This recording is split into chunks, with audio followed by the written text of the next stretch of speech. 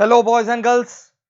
तो भाई आप लोगों का सीएमए इंटर का पेपर 12 का मैराथन ये रहा। प्लान तो था लास्ट वीक आ जाने का, बट जैसा मैंने आपको बताया था कि मेरे नाना जी जो है उनका स्वर्गवास हो गया था और कल ही येस्टरडे ओनली उनका सारा काम जो है क्रियाकर्म वगैरह और सारा काम जो होता है वो सब कंप्लीट हुआ और here I am today with CMA inter paper 12 का मैराथन। इसके पहले मैं आपको बता दूं, मैं आज आपका बिल्कुल ज्यादा टाइम नहीं लूंगा, ठीक है। फटाफट खटाखट सारा का सारा एमसीक्यूज ऑब्जेक्टिव्स वगैरह सब हो जाएगा। अच्छा, ये पेपर 12 का हाफ मैराथन है क्योंकि रिमेनिंग हाफ जो है वो तो ऑलरेडी अपलोडेड है। वो रिमेनिंग हाफ मैराथन जो था वो तो ऑडिट था, वो तो ऑलरेडी अपलोड किया हुआ है, तो उसको पक्का से देख लेना। और ये मैराथन मैं 1 घंटा लूंगा। 1 घंटा के अंदर मैं क्या करने वाला हूं, आपको पांचों इंस्टीट्यूट के पांचों मॉक्स का मैं आपको सारा का सारा ऑब्जेक्टिव्स एमसीक्यूज जितना भी ऑब्जेक्टिव्स है सब करवा दूंगा। और इसके अलावा मैं आपको अकाउंटिंग स्टैंडर्ड 17 जो कि सेगमेंट रिपोर्टिंग है एंड 18 जो कि रिलेटेड पार्टी है वो भी पूरा का पूरा इसमें कंप्लीट करा दूंगा। खाली 1 घंटा आपको ये मैराथन देखना है। 1 घंटा आप ये देखिए, बहुत फ्रूटफुल रहेगा, ठीक है। अच्छा, इसके अलावा ऑलरेडी हमने मैराथन्स का झड़ी लगा रखा था। स्टूडेंट्स ने बोला सर काफी काम आया, काफी मतलब बहुत ज्यादा काम आया। और इतना प्यार देने के लिए, इतना थैंक यू बोलने के लिए मेरी तरफ से आप लोगों को थैंक यू। अब का लास्ट पेपर है, झंडा गाड़ना है। चलो स्टार्ट करते हैं, लेट अस स्टार्ट। ये देखो भाई, एकदम फटाफट, वापस से नहीं पढ़ना है, खाली यहीं पर एक बार जो है मेरे साथ साथ आप पढ़ करके सल्टाते जाओ, ठीक है। अंडर रेटिंग एग्रीमेंट्स दो प्रकार के होते हैं, एक होता है फुल अंडर रेटिंग, होता है partial underrating. Full underrating popular है, partial underrating not popular. But अगर पूछा कितना टाइप का अंडर रेटिंग है तो दो अंडर रेटिंग होता है, full under rating and partial under rating. कुछ बच्चे marked application unmarked application form under rating की तरफ सोच रहे थे, नहीं भाई वो अंडर रेटिंग अग्रीमेंट थोड़ी ना है। सेगमेंट रिपोर्टिंग अभी अभी मैंने बताया A17, तो ये सब अकाउंटिंग स्टैंडर्ड जो है ये सब से एक एक नंबर का ही क्वेश्चन आता है। चलो next question on redemption of debenture. DRR कहां ट्रांसफर होता है? जो बचा कुछ डीआरआर रहता है वो जर्नलिज्म में ट्रांसफर हो जाता है, पता है ना मेरे बच्चों को। आगे बढ़ रहे हैं। डाउटफुल है for more than 1 year but less than 3 year. जो मेरे से ट्यूशंस पढ़ रखे हैं उन लोग को ऐसे रिदम में सिखाया गया था 15 25 40 100। बोलो मेरे साथ, 15 25 40 100। सर ये क्या है 15 25 40 100? ये 15 25 40 100 परसेंटेज ऑफ प्रोविजन है ना रे बाबा, एनपीएस के ऊपर। एनपीए का अगर सब स्टैंडर्ड है तो 15%। अगर डाउटफुल है, डाउटफुल अप टू 1 ईयर है तो 25, more than 1 year up to 3 year है तो 40 और मोर देन 3 ईयर तो 100। तो यहां पर अभी क्या बोला है, मोर than 1 year but less than 3 year. तो डाउटफुल अप टू 1 ईयर अगर रहता तो 25। अरे सब स्टैंडर्ड का 15, डाउटफुल अप टू 1 ईयर का 25, more than 1 year up to 3 year का 40। Correct answer is 40%। Let us move on, let us move on boys and girls. Interest accrued on security deposit. Interest accrued on security deposit, जो हम लोग electricity company जो रहता है, electricity company का security deposit के ऊपर जो इंटरेस्ट है। अच्छा, हम लोग सीएससी को क्या कर रखे हैं, हम लोग इलेक्ट्रिसिटी कंपनी को डिपॉजिट दे रखे हैं, तो इलेक्ट्रिसिटी कंपनी के लिए तो लायबिलिटी है ना। उन्होंने तो डिपॉजिट ले रखा है तो उनके लिए तो लायबिलिटी है। कभी ना कभी आप मीटर सरेंडर करेंगे तो उनको चुकाना पड़ेगा अपने कस्टमर्स को, उनके लिए लायबिलिटी है। और उसके ऊपर जो इंटरेस्ट है वो भी कब चुकाएंगे, जब डिपॉजिट वापस करेंगे, मतलब ये नॉन करंट लायबिलिटी है। तो इलेक्ट्रिसिटी कंपनी के पास जो डिपॉजिट है उसके ऊपर जो इंटरेस्ट है वो इलेक्ट्रिसिटी कंपनी के लिए लायबिलिटी क्यों है, क्योंकि sometime one day will come when you will surrender the meter and the company will have to return back the deposit with interest, but the interest will be written only at the time of return of deposit, so it is a non current liability. long term है भाई, 12 महीना से ज्यादा है तो NCL का category में आ जाएगा। Not a part of cash flow from operating activity. अच्छा बोला, not a part of cash flow from operating activity. Collection from customer है, आउटस्टैंडिंग वेजेस का पेमेंट है, सप्लायर ऑफ मशीन को पेमेंट करना, ये ऑपरेटिंग एक्टिविटी नहीं होता, ये इन्वेस्टिंग एक्टिविटी होता है। फॉरेन सप्लायर हो, देसी सप्लायर हो, रॉ मटेरियल का अगर है तो ऑपरेटिंग है। तो करेक्ट ऑप्शन यहां पर है सी, कि ऑपरेटिंग नहीं है वो। ग्रांट रिसीव फ्रॉम गवर्नमेंट जो है treated as per accounting standard 12, दबा करके पढ़े थे अपने, याद करो। Redemption of debenture, redemption of debenture जो है requires creation of sinking fund, इसका और एक नाम है DRR, debenture redemption reserve. Issue of bonus share आप कहां से कर सकते हो, सीआरआर से कर सकते हो। डिफाइंड बेनिफिट प्लान एम्प्लॉय लोग को मिलता है, ऑलरेडी हम लोग पढ़ रखे हैं, ठीक है, एज पर अकाउंटिंग स्टैंडर्ड 15, और इसी के साथ मैंने आपको इसॉप वगैरह सब जो है उसका ज्ञान दिया था। एक्सचेंज डिफरेंस जो आता है in respect of monetary item, आपको बताना है करेक्ट है कि इनकरेक्ट, ट्रू और फॉल्स। तो जो फॉरेन एक्सचेंज का डिफरेंस आता है, ठीक है, एक्सचेंज डिफरेंस जो फॉरेक्स का डिफरेंस होता है, ये हमने कैश फ्लो में सीखा था अकाउंटिंग स्टैंडर्ड 11 का ज्ञान के साथ, कि भाई जो भी फॉरेक्स का डिफरेंसेस आता है वो क्या होता है हम लोग का, वो ऑपरेटिंग प्रॉफिट या ऑपरेटिंग लॉस माना जाता है, यानी पीएल में जाता है। तो यहां इनकम एक्सपेंडिचर मतलब पीएल में जाता है, दिस स्टेटमेंट इज ट्रू। इसके अलावा कैपिटल रिजर्व से हम लोग डिविडेंड दे सकते हैं ना बाबा, कैपिटल रिजर्व से हम लोग डिविडेंड नहीं दे सकते, डिविडेंड केवल फ्री रिजर्व से दिया जा सकता है, this statement is false. Interest received by finance company, अच्छा नॉर्मली इंटरेस्ट रिसीव्ड हम लोग के लिए क्या होता है, इन्वेस्टिंग एक्टिविटी, बट अगर मेरा ऑपरेशन से फाइनेंस करना, मैं फाइनेंस करता हूं, मेरा धंधा है फाइनेंस करना, तो उसके ऊपर जो इंटरेस्ट रिसीव आएगा वो तो ऑपरेटिंग एक्टिविटी माना जाएगा। और यहां पर बोला है कि फाइनेंस कंपनी को जो इंटरेस्ट मिल रहा है वो इन्वेस्टिंग है, नॉर्मल कंपनीज के लिए इन्वेस्टिंग एक्टिविटी होगा interest receive, but finance company के लिए ये ऑपरेटिंग एक्टिविटी है, so this statement is false over here. बस साथ साथ देखते चलो, जितना तुमको टाइम लगेगा उससे कम टाइम में हो जाएगा तुम्हारा यहां पर। इंटरेस्ट एक्रूड एंड ड्यू, जो एक्रू भी हो रखा है ड्यू भी हो रखा है, तो क्या वो अदर करंट लायबिलिटी में आएगा balance sheet of a company में, ये आएगा डिवेंचर के साथ नॉन करंट लायबिलिटी में, दिस स्टेटमेंट इज फॉल्स, ठीक है, इंस्टीट्यूट ने इसका आंसर भी गलत दे रखा था, यहां पर the statement is false, accrued but not due होगा, एक्रूड बट नॉट ड्यू, ठीक है, लेकिन यहां पर क्या बोला, एक्रूड एंड ड्यू, तो डिवेंचर्स के साथ आ जाएगा। एज्यूमिंग कि वो हम लोग का कौन सा डिवेंचर है जिसका कूपन हम लोग मैच्योरिटी के समय चुकाएंगे, कूपन मतलब इंटरेस्ट।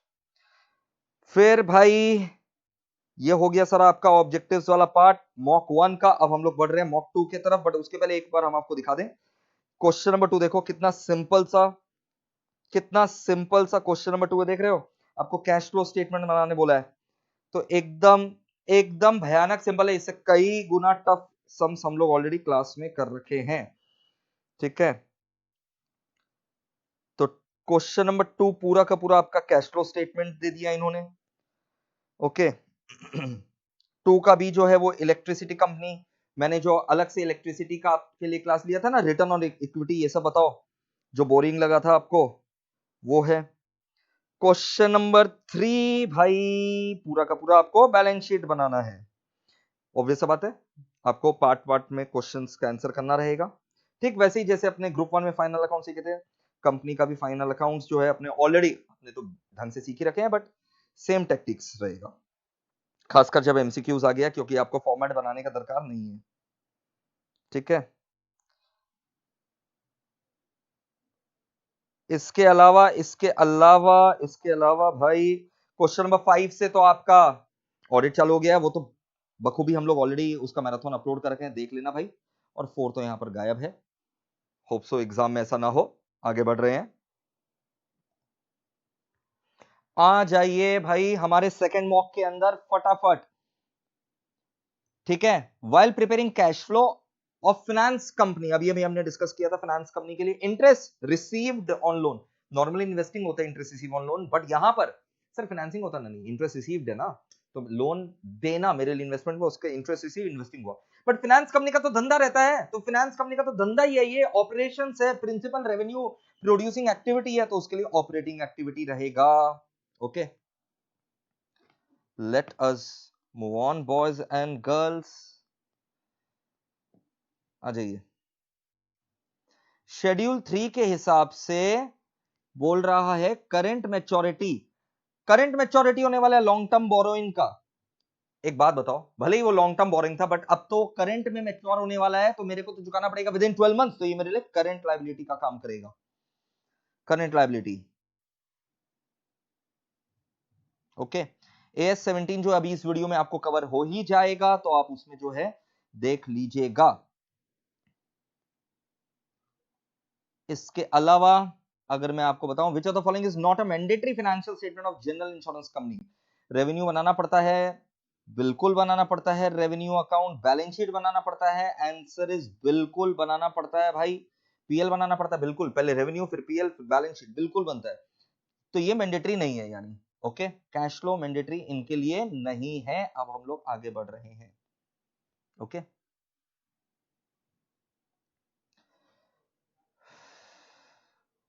बैंकिंग कंपनी कितना प्रॉफिट अपना रिजर्व फंड में ट्रांसफर करेगा? 25%, okay. Next, moving on very quickly boys and girls. In case of electricity company, depreciation जो एसेट्स के ऊपर कैलकुलेट होता है वो रेट्स कौन नोटिफाई किए? कंपनीज एक्ट ने नहीं, आईटी एक्ट ने नहीं। अब देखो स्टेट और सेंट्रल बचा रेगुलेटरी कमीशन, तो ऑब्वियस सा बात है, कोई एक स्टेट का तो पूरा वेस्ट बंगाल वाला अगर स्टेट गवर्नमेंट प्रेस्क्राइब करेगा तो महाराष्ट्र तो नहीं फॉलो करेगा, तो ऑब्वियस सा बात है सेंट्रल होगा ये। सेंट्रल इलेक्ट्रिसिटी रेगुलेटरी कमीशन द्वारा जो डेप्रिसिएशन रेट्स नोटिफाइड है, we have to follow that. guaranteed residual value, AS19 guaranteed residual value जो है is covered under accounting standard 19 lease में, we have studied it in lease. Premium on redemption of preference shares, premium on redemption of preference shares can be arranged out of security premium set off करते हैं ना हम लोग SP से। exchange difference is covered under AS11, foreign exchange fluctuation. Profit on issue of reissue of forfeited share is transferred to capital reserve. That is why we pass the transfer entry share forfeiture to capital reserve. In case of underwriting agreement, marked applications are those applications that bear the stamp, yes, of the underwriters. लेकिन यहाँ पर of the issuing company लिखा है नहीं, it bears the stamp of the underwriters.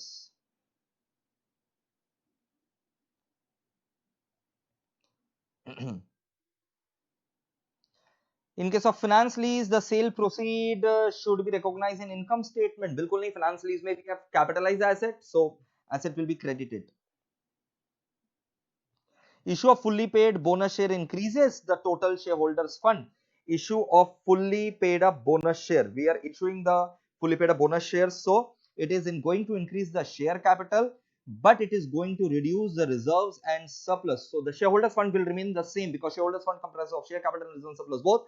So if one element is increasing, the other element is decreasing, the overall shareholders fund remains constant. So this statement is false. Interest and dividend are received is investing, but they are saying financing. No, not financing. Financing में आएगा interest and dividend paid. Received क्या है? Investing. Okay.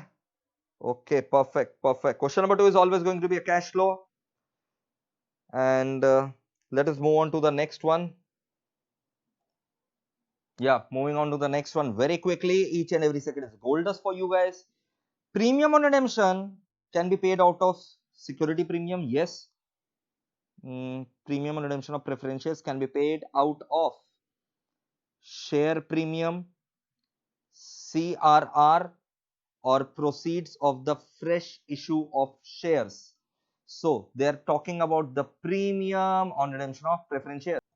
As I have already told you, existing share premium account. Okay, let us move on. Which of the following is not a component of cash flow statement? Cash flow में कौन सा नहीं आता है? Cash paid to supplier आता है, advance में to third party, बिल्कुल। Cash repayment, cash repayment of amount borrowed, and what is this? They are saying which of the following is not a component of the cash flow statement. So it is operating, okay, and cash advances and loans made to the third party, bilkul it is investing. Cash repayment, we are making of the amount borrowed, we borrowed and now we are repaying, it's financing. Depreciation is a non-cash item, it is neither operating nor investing nor financing, nahi aayega ye. So the correct option is B.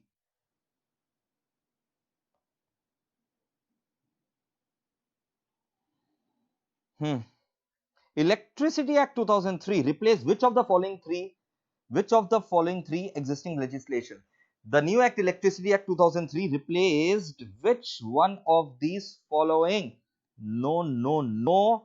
The act which it replaced was, actually there was not a single Electricity Act prior to the Electricity Act 2003. So the objective of the Electricity Act 2003 was to consolidate the various acts. So it was not a single act, it was not a single act, it was also not a single act, but Electricity Act 2003 combined and replaced all of them. So I would go with the option number D. Okay, याद कर लेना भाई वो. Next, general ledger of banking company. General ledger of banking company. Okay, general ledger of banking company does not contain control account of all the personal ledger. It contains asset account. It contains contra account. It contains general ledger of banking company does not contain balance sheet. Obviously, it will contain accounts, not the balance sheet. Which of the following is a principle of insurance? Indemnity, Ubrime fiddi, insurable interest, all of the above. We find these in insurance. Underwriting commission payable on share taken by the promoter is nil. We don't pay underwriting commission on the shares which are taken by the promoters. Government grant is related to accounting standard number 12. Bilkul. Redemption of debenture related to debenture redemption reserve. Borrowing cost is AS 16, residual value is AS 19. I have already told you, and borrowing cost is AS 16. Borrowing cost is AS 16. Okay. Let us move on. Marked applications bears a stamp of the underwriter. Yes. Unmarked bears a stamp of the issuer company. Okay. Let us move on to the next one. In order to spread the risk of under subscription, the principal underwriter may enter into subsidiary agreement with the sublessees. Have you ever heard about this? That the underwriters will also enter agreement with the sublessees? Absolutely wrong. When debentures are issued at discount, okay, when debentures are issued at discount, it is prudent to write off the loss during the life of debenture. Yes, we write off the loss during the life of debenture. Any surplus cash may be used by the company for buyback. Any surplus cash may be used by the company for buyback. Now, it's a very tricky question. They are saying any surplus cash can be used by the company for buyback and avoid the payment of dividend tax. This means, इसको उल्टा आप करो, any surplus cash, if we pay dividend, then we'll have to pay dividend tax also, corporate dividend tax also. So to avoid it, we will have to avoid distributing dividend and we'll have to avoid distributing the dividend tax. Then we can go for buyback. Okay, lot of big companies, what they do, they withhold the dividend just to make sure that they don't have to incur dividend tax. And तो फिर shareholder लोग को पैसा कैसे दे? Buyback करके. ठीक है, some of the shares will be brought back and the money will be given to the shareholders. So this statement is true. लगेगा false, but it is actually true. Okay. And then again, moving on to the next one, boys and girls. Coming on to the next one.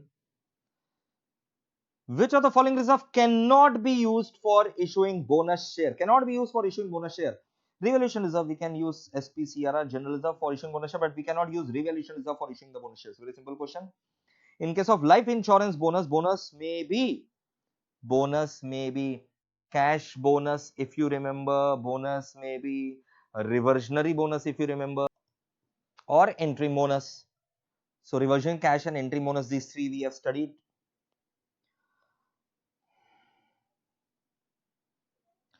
Installment of principal amount of long term borrowing payable within next 12 months.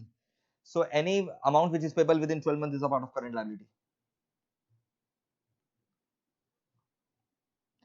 Not a condition of buyback. Both fully and partly securities. No, only fully paid securities can be bought back. So this statement is not a condition of buyback because it's saying partly paid securities can also be bought back. No. Banking company is required to maintain provision on unsecured portion. Unsecured portion on doubtful is 100%, whether it be doubtful up to 1 year, more than 1 year, up to 3 or more than 3 year. Unsecured portion के ऊपर it is 100%. Which of the following statement is correct? Debenture carries fixed rate of dividend. Over here, dividend means interest. Company limited by share. Company limited by share may issue redeemable preference shares. Yes. Unmarked applications are those applications. Unmarked applications are those applications चलो ignore करो इसको, it's not readable. Currency सुनते ही तो आपको आ जाना चाहिए S11, surrender value सुनते ही आपके दिमाग में आ जाना चाहिए लीज का AS19, operating lease, financial lease. Service line development charge is related to electricity company, this development cost. And contingent rent जो बचा, it is related to insurance company, the word contingency is related to insurance company.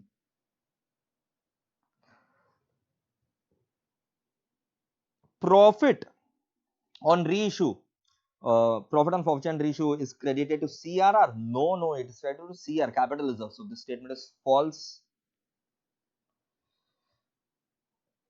Companies are not permitted to buy back the shares out of security premium. No, buyback is permitted out of security premium. So this statement is also false. Bonus is a share of profit which is payable to insurance company. Bonus is a share of profit payable by insurance company to the policy holders. True. That's it. Is that it? Yes, this is it. Okay, so moving on to the next one now. Yes, boys and girls, the fifth mock. Profit on forfeiture and reissue of equity share. Profit on forfeiture and reissue of equity shares, capital reserve. Let us move on. Share application and pending allotment. In case of balance sheet, when we prepare balance sheet as per schedule number 3, in case of we show shareholders fund, share capital, reserve and surplus, then Sampa comes as a separate line item. Now after shareholders fund, there is Sampa, share application money pending allotment. So it is not shown under shareholders fund, it is shown in category B as a separate line item. This is category A, this is category B, this is category C, and this is category D in case of equity and liability. Cash flow statement under direct method, decrease in current liability. So if our current liability is decreasing, this means outflow, not exactly outflow, but we deduct it. ठीक है, सीखने का तरीका ही था ना, when current liability is decreasing, it means we must have paid for it. That is why the current liability has decreased. So deducted in cash flow from operating activity. Central Electricity Regulatory Commission recommended depreciation under SLM or WDV or optimized replacement cost method. No, both SLM and WDV.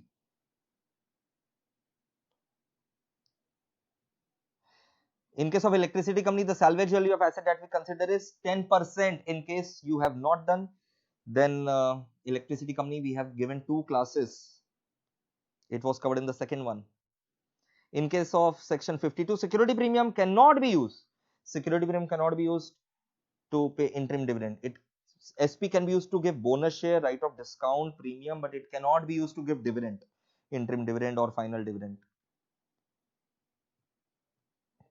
Underwriting is related to the word firm. Firm underwriting hota na bhai. Borrowing cost AS16. So it is related to qualifying asset. We have learned qualifying and non-qualifying asset. Borrowing cost AS16. Dividend and interest is an investing activity if received. Section 55 is related to preference shares.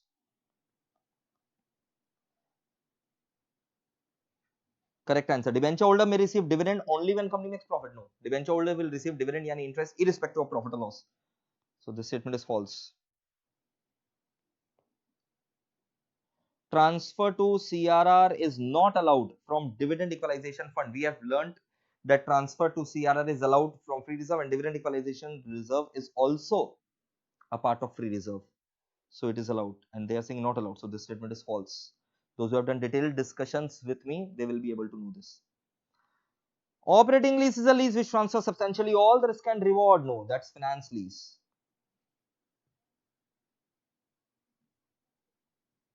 Machinery purchased by issuing shares is shown under cash flow. No, it is not shown under cash flow.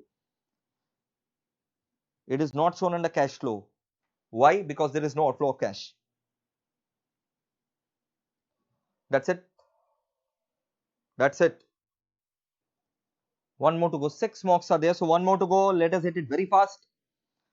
company can issue preference shares which are irredeemable. No, in India, redeemable preference shares within 20 years. Redeemable before the expiry period of 20 years. Very fast, very fast. ये सब question इतना fast ही करना चाहिए. In case of purchase of asset under installment payment system, installment due after 12 months, whatever installment we have to pay after 12 months will be NCL. Within 12 months will be CL, after 12 months will be NCL. Bonus paid at the end along with the policy amount, it's reversionary bonus. Reversionary bonus.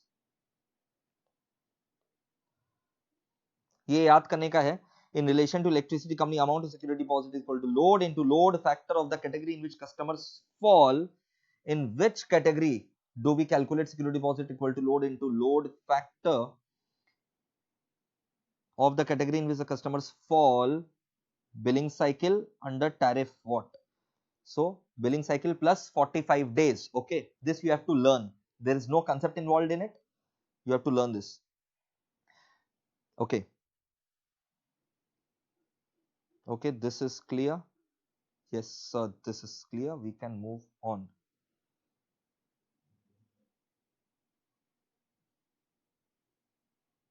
Yes. In case of banking company, general ledger does not contain. General ledger will contain obviously accounts. Control account, asset account, contra account. It does not contain revenue accounts. Loss of theft मतलब क्या हुआ? Burglary insurance covered by burglary insurance policy. Okay. Now, anything related to employee benefit that we have already discussed is AS15. Employee से related anything is AS15. Buyback of equity share related to security premium. Then we have two things left. Capitalized borrowing cost is AS16. And then ultimately the only option left is segment reporting AS17.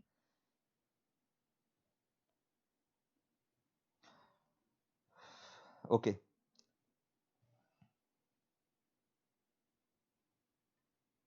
Let us move on, boys and girls. Rollover must be with the written consent. Rollover समझ में आता है? Rollover means the debenture holders, their due date of redemption has arrived, but we are not going to redeem it. Rather, we are going to roll over it. ठीक है? कि भाई आज नहीं, एक साल तक और रुक जाओ, एक साल बाद ले लेना, इंटरेस्ट वगैरह will pay interest वगैरह. So roll over must be with the written consent. Absolutely, you require written consent for the rollover because you are going to defer their payment. In case of forfeiture of share, shareholder is not able to pay further calls and return his share to the company for cancellation voluntarily. No, there is no voluntary cancellation of share. मतलब shareholder will return the shares voluntarily. No, he has to if he forfeit the share. There is no voluntary compulsion is there. Cash comprises cash in hand and foreign currency balance. Yes, cash के अंदर Indian, foreign, dollar सब आएगा. Let us move on. Minimum aggregate value of the paid up capital and reserves in case of banking company incorporated outside India, not having the places of business in metro cities Mumbai, Kolkata, or both, should be rupees 15 lakh. Now this we have to memorize. This is the figure 15 lakh. You have to learn it, memorize it. And then again the cash flow statement and etc. start. So this was all the objectives of all the 6 mocks. Okay, and now we are going to study the segment reporting accounting standard 17 and then 18. Okay. AS17 segment reporting. Sir ये कितने mark का आता है? 1 number का या फिर 2 mark का maximum. On an average 1 mark. आइए इसको फटाफट सलटाते हैं. वैसे AS18 on an average 1 mark average. Okay, अब आप अगर मेरे को हाफ एन आवर देंगे ना, हाफ एन आवर, तो भले ही अभी तक आपका ये नहीं पड़ा हुआ होगा, फिर भी आपका सलटा दूंगा मैं. हाफ एन आवर खाली देना आपको, 17-18 दोनों मिला करके. चलो, अकाउंटिंग स्टैंडर्ड 17 क्या है? सेगमेंट रिपोर्टिंग है. ठीक है, अब मैं आपको एक प्रैक्टिकल एग्जांपल देकर के पूरा भेजे में घुसाता हूं. Think about ITC limited. ITC limited cigarette भी बेचता है, आईटीसी लिमिटेड एफएमसीजी में भी है, आईटीसी लिमिटेड हॉस्पिटैलिटी में भी है, यानी होटल्स एंड रेस्टोरेंट में भी है. ठीक है। सो उसका एक सेगमेंट सिगरेट भी हो गया, एफएमसीजी भी हो गया, होटल्स भी हो गया। अब आपको क्या लगता है, आपको क्या लगता है, सिगरेट, एफएमसीजी, होटल, ठीक है, ये तीन उसका सबसे बड़ा सेगमेंट है, सिगरेट, एफएमसीजी एंड होटल। क्या ये तीनों का, ये जो तीनों प्रोडक्ट्स एंड सर्विसेज है, cigarette, FMCG, hotel and service, ये तीनों प्रोडक्ट एंड सर्विसेज का क्या रिस्क एंड रिवॉर्ड सेम है? आंसर इज नहीं, यहां पर रिस्क और रिवॉर्ड दोनों ज्यादा है।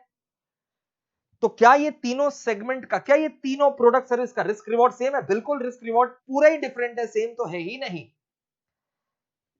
क्या सिगरेट का, पहला बात, क्या सिगरेट का जो प्रोडक्शन प्रोसेस है वही एफएमसीजी का प्रोडक्शन प्रोसेस होता है?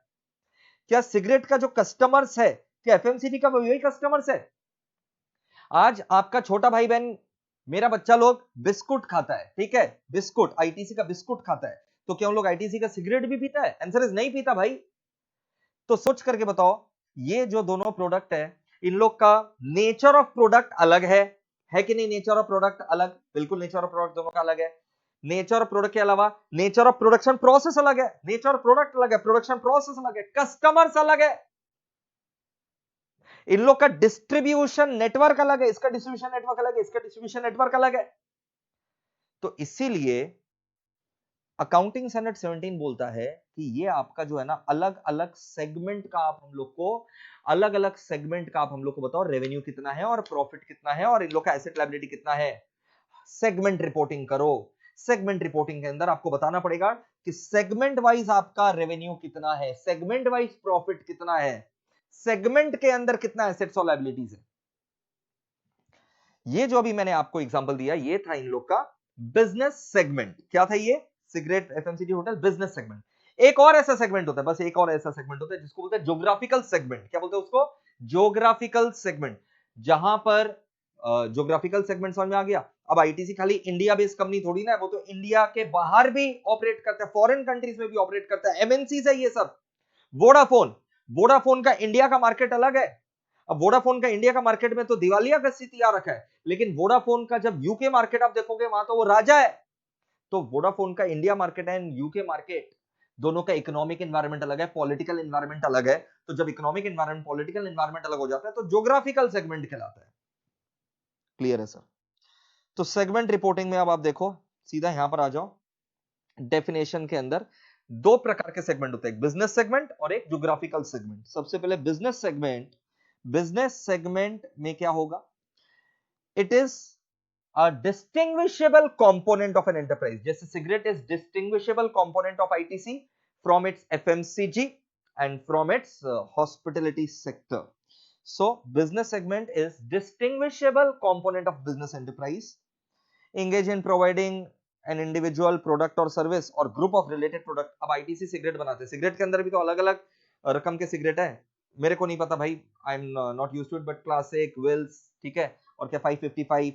तो ग्रुप ऑफ रिलेटेड प्रोडक्ट्स, तो सिगरेट के अलग अलग जो प्रोडक्ट्स है वो तो रिलेटेड है ना, which is subject to risk and return. Segment में जो रिस्क और रिटर्न रहेगा वो डिफरेंट रहेगा अदर बिजनेस सेगमेंट से। मैंने बताया ना, risk and return should be different from other business segment. Clear है?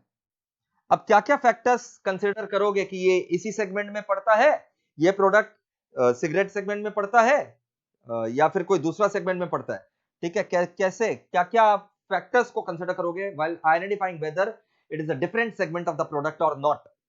जो मैंने आपको बताया, नेचर ऑफ प्रोडक्ट और सर्विस देख लेना, नेचर ऑफ प्रोडक्शन प्रोसेस देख लेना, कंज्यूमर्स देख लेना, टारगेट कंज्यूमर्स कौन है, फिर टारगेट कंज्यूमर्स के अलावा डिस्ट्रीब्यूशन नेटवर्क देख लेना एंड लॉ देख लेना। ये पांच ही, नेचर ऑफ प्रोडक्ट और service, nature of production process, type of class of customers, distribution method and regulatory environment. ये हो गया पूरा बिजनेस सेगमेंट का कहानी।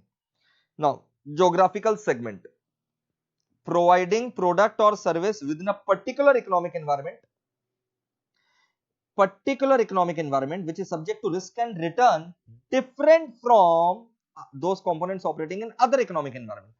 समझ में आ गया सर? जैसे इंडिया का इकोनॉमिक एनवायरनमेंट में जो वोडाफोन का रिस्क और रिटर्न है, it is different from the risk and return in the UK economic environment. Again इसमें क्या क्या फैक्टर्स आप कंसिडर करेंगे? Economic and political conditions, geography का इकोनॉमिक एंड पॉलिटिकल कंडीशंस देखेंगे, relationship in different geographical areas, proximity of operations, ठीक है, कितना नजदीक है दोनों area. Special risks, what are the special risk associated in particular area. For example Vodafone के लिए special risk in India is retrospective tax, जो अभी तक केस इज लिंगरिंग ऑन, ठीक है। एक्सचेंज कंट्रोल क्या है, and currency risk, foreign exchange fluctuations. अब रिपोर्टेबल सेगमेंट क्या होता है, ध्यान से सुनो, listen to me very carefully. अब बिजनेस सेगमेंट क्या हो गया, समझ में आ गया। अब मान लो बिजनेस सेगमेंट में जैसे आईटीसी का मेन बिजनेस सेगमेंट क्या हो गया, सिगरेट हो गया, एफएमसीजी हो गया, होटल हो गया। अब मान लो आईटीसी का एक और बिजनेस सेगमेंट है जो उतना पॉपुलर नहीं है, मतलब उससे समझ लो 10% से भी कम रेवेन्यू आता है, टोटल रेवेन्यू का 10% से भी कम रेवेन्यू आता है। वो बिजनेस सेगमेंट तो है, बट क्योंकि अब ऐसा तो सैकड़ों बिजनेस सेगमेंट हो सकता है, तो AS17 बोलता है, सेगमेंट रिपोर्टिंग बोलता है कि बिजनेस सेगमेंट तो है, बट आपको ना मेन बिजनेस सेगमेंट जो है ना, मेन बिजनेस सेगमेंट खाली उसी का आप हम लोग को बताइएगा। रेवेन्यू, प्रॉफिट, एसेट, लायबिलिटी, सारा बिजनेस सेगमेंट, सारा ज्योग्राफिकल सेगमेंट का हम लोग को रेवेन्यू, प्रॉफिट, एसेट, लायबिलिटी नहीं चाहिए। Important business segment, important geographical segment जो आपके धंधा के लिए, उसका हम लोग को पूरा डिस्क्लोजर चाहिए। उस important business segment, geographical segment को हम लोग बोलते हैं रिपोर्टेबल सेगमेंट। अब वो रिपोर्टेबल सेगमेंट कैसे आप आइडेंटिफाई करेंगे कि कौन सा सेगमेंट का रिपोर्टिंग करना है। हमको यह समझ में आ गया कि आईटीसी का हो सकता है 100 ठो बिजनेस सेगमेंट हो, 100 बिजनेस सेगमेंट का रिपोर्टिंग उसको नहीं करना है, केवल रिपोर्टेबल बिजनेस सेगमेंट का करना है। वैसे ही आईटीसी का हो सकता है 50 ज्योग्राफिकल सेगमेंट हो, 50 ज्योग्राफिकल सेगमेंट का रिपोर्टिंग नहीं करना है, केवल रिपोर्टेबल ज्योग्राफिकल सेगमेंट का रिपोर्टिंग करना है। तो अब बिजनेस सेगमेंट और ज्योग्राफिकल सेगमेंट में कौन कौन सा सेगमेंट रिपोर्टेबल है, इसका क्राइटेरिया है 10% का फिगर याद कर लेना। तुम्हारा सारा क्राइटेरिया जो है 10% से रिलेटेड है, तुम्हारा काम बन जाएगा। चलो अब reportable segment is either a business segment or geographical segment identified on the basis of जो अभी हम लोग पढ़ने वाले हैं। सबसे पहले कुछ कुछ डेफिनेशन हम लोग पढ़ लेते हैं। सेगमेंट रेवेन्यू, सेगमेंट रेवेन्यू मतलब समझ में आ रहा है, अरे जो पर्टिकुलर जो बिजनेस सेगमेंट है उसका रेवेन्यू कैसे कैलकुलेट करोगे। Sale to external customers, cigarette का जो सेल हुआ एक्सटर्नल कस्टमर्स को, वो तो सिगरेट बिजनेस सेगमेंट में ही जाएगा ना, बिल्कुल sir. So sale to external customers directly attributable because of that particular segment. Cigarette का जो भी सेल होगा वो किसको एट्रीब्यूटेबल है, सिगरेट वाला बिजनेस सेगमेंट को। क्लियर है। अब आपस में अगर इंटर, जैसे डिपार्टमेंट हम लोग पढ़े थे, इंटर डिपार्टमेंट ट्रांसफर होता है, वैसे इंटर सेगमेंट अगर सेल है तो वो भी इस बिजनेस सेगमेंट का रेवेन्यू माना जाएगा। ये देखो सेगमेंट रेवेन्यू में क्या आएगा, the portion of enterprise revenue which is directly attributable to a segment, या फिर the relevant portion of the enterprise that can be allocated on reasonable basis to a segment। जैसे अगर पता नहीं चल रहा रेवेन्यू कहां से आया तो एलोकेट किया जाएगा, जो डायरेक्टली एट्रीब्यूटेबल है वो जो एलोकेट किया जाएगा वो, and revenue from transaction with other segments, जो अदर सेगमेंट्स के साथ मेरा ट्रांजैक्शन हो उसका भी रेवेन्यू, ये तीन चीज आएगा सेगमेंट रेवेन्यू में। Segment revenue does not include extraordinary item, lottery income वगैरह जो ES5 में है, ठीक है। तो एक्स्ट्राऑर्डिनरी आइटम्स, लॉटरी इनकम, ये सब नहीं आता। Interest income, dividend income, sale of investment, ये सब ऑर्गेनाइजेशन का होता है, it has nothing to do with the segment. So extraordinary items as per ES5 will not be part of segment revenue. Apart from that, interest received, dividend received, profit on sale of fixed assets investments, profit on sale of investments will not be a part of segment revenue। Segment का expense क्या होगा, जो revenue कमाने के लिए operating खर्चा किया गया, expenses because of the operating activities of the segment, ठीक है, जो डायरेक्टली एट्रीब्यूटेबल है और जो कुछ एलोकेट हो सके। कुछ कुछ खर्चा नहीं आएगा, पूरा पूरा इसी का ऑपोजिट, यही तीन तो जो रेवेन्यू नहीं आ रहा था, एक्सपेंस भी ये तीन तो नहीं आएगा। Extraordinary expenses as per ES5, interest expense, dividend expense, loss on sale of investment. Extraordinary item as per ES5, interest expense, dividend expense, loss on sale of investment, income tax वगैरह भी नहीं आएगा, एंड जनरल एडमिन का खर्चा। Segment result मतलब नहीं समझ में आता, सेगमेंट का जो रेवेन्यू था माइनस सेगमेंट का एक्सपेंस। क्लियर है। अब सीधा सेगमेंट एसेट, सेगमेंट लायबिलिटी, जो पर्टिकुलर उस सेगमेंट का रहता है, इतना समझ में आना चाहिए। रिपोर्टेबल सेगमेंट में मैंने आपको क्या बताया था, 10% का क्राइटेरिया दिमाग में रख लो, आपका काम हो जाएगा। देखो किसका रिपोर्टिंग करना है, अगर आईटीसी का सिगरेट बेच करके एक्सटर्नल कस्टमर्स को वो 10% कम से कम टोटल रेवेन्यू कमा लेता है, कोई सेगमेंट अगर तुम्हारा टोटल धंधा का, टोटल बिजनेस का कम से कम 10% रेवेन्यू दे रहा है तो वो रिपोर्टेबल है। क्लियर है sir? So revenue from sales to external customers and from transaction within other segment, total sales मिला करके, whether to external customers or whether inter segments, if that particular segment is earning at least 10% of the total revenue, that is reportable segment. वैसे ही ये revenue wise हो गया, result wise, result मतलब profit wise 10%, again 10% of the profit, combined profit of all the segment, मतलब वही enterprise का profit.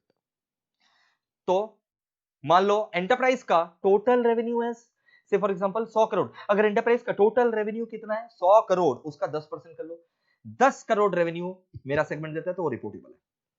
Sir 10 crore नहीं दे रहा, तो ठीक है रुक जाओ, अभी भी रिपोर्टेबल हो सकता है। टोटल प्रॉफिट पता करो sir, total profit sir 10 crore है और मेरा सेगमेंट 10 करोड़ में 2 करोड़ का प्रॉफिट दे रहा है, तब 10% हो गया ना कम से कम, तो रिपोर्टेबल हो जाएगा। ठीक है, सारा कंडीशन सेटिस्फाई करना है क्या? नहीं, कोई भी एक कंडीशन अगर सेटिस्फाई कर दो तो रिपोर्टेबल सेगमेंट बन जाएगा, या तो 10% रेवेन्यू, या फिर 10% प्रॉफिट, या फिर 10% एसेट्स। क्लियर है? तो 10% याद कर लेना, 10% या तो रेवेन्यू, या फिर 10% प्रॉफिट, या फिर प्रॉफिट मतलब रिजल्ट, या फिर 10% एसेट। इतना याद कर लो, तुम्हारा काम हो जाएगा। और रिपोर्टेबल अगर हो गया तो डिस्क्लोज क्या करना है? डिस्क्लोज से उसका मैंने आपको बताया, रेवेन्यू भी करना है, रिजल्ट भी करना है, एसेट लायबिलिटी करना है। रेवेन्यू, रिजल्ट, एसेट लायबिलिटी, उस सेगमेंट का रेवेन्यू, रिजल्ट, एसेट लायबिलिटी, और इसके अलावा टोटल कॉस्ट कितना लगा, ठीक है, डेप्रिसिएशन अमोर्टाइजेशन का खर्चा, एंड नॉन कैश एक्सपेंस वगैरह और कितना लगा। तो क्या क्या डिस्क्लोज करना है सेगमेंट रिपोर्टिंग में, रिपोर्टेबल सेगमेंट का? मेन तो 4 चीज है ना, revenue, segment result, segment asset, segment liability, और फिर टोटल कॉस्ट कितना लगा, depreciation amortisation and significant non cash expense. इसके ऊपर छोटा छोटा इलस्ट्रेशन है, देख लीजिए फटाफट। इलस्ट्रेशन नंबर 15 में कुछ नहीं करना है तुमको, यहां पर जो इंफॉर्मेशन दिया हुआ है इसको एक चार्ट में खाली बैठा देना था, एग्जैक्ट फिगर्स खाली चार्ट में बैठा देना था। यहां पर तुमको आइडेंटिफाई करने बोला नहीं था, खाली चार्ट में बैठा देने बोला था। तो ऐसा क्वेश्चन अब एग्जाम में अगर आ जाए खाली प्लस करके तुमको बैठाना, और कुछ नहीं। समझ में ये आएगा।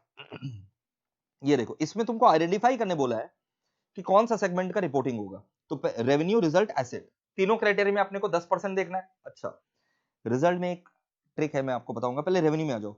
A B C D E, ये 5 तो इन लोग का सेगमेंट है। रेवेन्यू आ रहा है 100 करोड़, लाख है, 100 लाख, 300 लाख, 200 लाख, 100, 300, टोटल रेवेन्यू कितना? 1000। तो 10% देख लो, 1000 का 10% बताओ भाई, 1000 का 10% कितना? 100 लाख। तो 100 लाख जहां जहां से आ रहा है वो रिपोर्टेबल हो गया, हर जगह से ही कम से कम 100 लाख आ रहा है, तो पांचों ही सेगमेंट रिपोर्टेबल है। बात खत्म, पांचों सेगमेंट रिपोर्टेबल है। अब जब पांचों सेगमेंट रिपोर्टेबल है तो रिपोर्टिंग खाली उसका रेवेन्यू नहीं करना है, वो सारा चीज करना है जो हम आपको बताए थे। रिजल्ट वाइज देख लेते हैं, रिजल्ट वाइज भी 10% देखना है। तो सर 50 का 10 नहीं, 50 का 10% नहीं होगा। देखो, कुछ जगह प्रॉफिट है और कुछ जगह लॉस है, तो 10% पता है यहां पर कैसे होगा? जो प्रॉफिट वाले हैं ना, प्रॉफिट वाले, सारे प्रॉफिट वाले को जोड़ना पड़ेगा। जैसे सारे प्रॉफिट वाले कौन कौन है? ए सी डी, ए सी डी का प्रॉफिट 40 और 90 और 10, 140 होता है, 140 हो गया है प्रॉफिट वाला। इसका 10% से आपको कंपेयर करना पड़ेगा। फिर लॉस वाला जो सेगमेंट है ना, लॉस वाले सेगमेंट का 10% का टोटल आपको कंपेयर करना पड़ेगा, लॉस वाला रिपोर्टेबल है कि नहीं। तो प्रॉफिट वाला पहले आ जाओ, कौन कौन है? ए सी डी, टोटल कितना? 140 का 10% कितना हुआ? 14। 140 का 10% हो गया 14। तो 14 कहां कहां से आ रहा है? यहां से आ रहा है, तो ये रिपोर्टेबल है on the basis. Sir reportable तो पहले था, क्राइटेरिया पूछ सकता है ना, किस किस किस क्राइटेरिया को सेटिस्फाई किया गया। तो ये रिजल्ट वाला क्राइटेरिया भी सेटिस्फाई कर रहा है, ये भी सेटिस्फाई कर रहा है, ये सेटिस्फाई नहीं कर रहा है, फिर भी रिपोर्टेबल है रेवेन्यू वाइज, मतलब रेवेन्यू के कारण रिपोर्टेबल है, तो इसका रिजल्ट भी हम लोग को बताना ही पड़ेगा। बट रिजल्ट वाला क्राइटेरिया ये सेटिस्फाई नहीं कर रहा है, फिर भी क्योंकि रेवेन्यू वाला क्राइटेरिया सेटिस्फाई कर दिया है डी, तो इसका सभी कुछ बताना पड़ेगा।